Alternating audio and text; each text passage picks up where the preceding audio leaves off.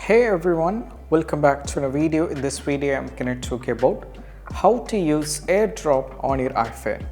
So I'm going to send a file from this my iPhone over here, and I'm just going to send to this particular one over there, and I'm using the AirDrop feature. So AirDrop is between the iPhone where you can send files.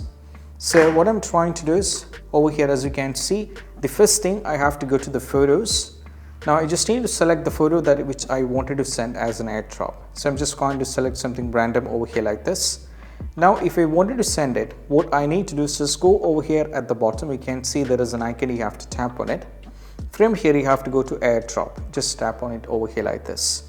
Now this is what I have to do on this case. And over here on my other iPhone, what I need to do is just go over here on the control center. You have to do like this. Let me hold it. And once if I hold it, what you need to do is you have to go to the control center, and from here you have to tap on the icon over here. So this is the icon.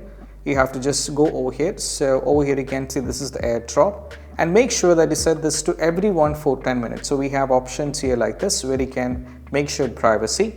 And once you send it or set this up over here, you can see we have an icon over here of this particular iPhone. That is, I have to go over here, tap on it. So this is one thing that I'm going to do it over here. As you can see, I got an invitation where I have to accept it, so that particular file will be sent from here to this particular iPhone over here.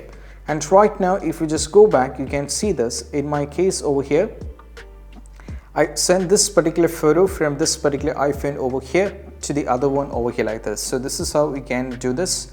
So this is how we can basically use the AirDrop on your iPhone.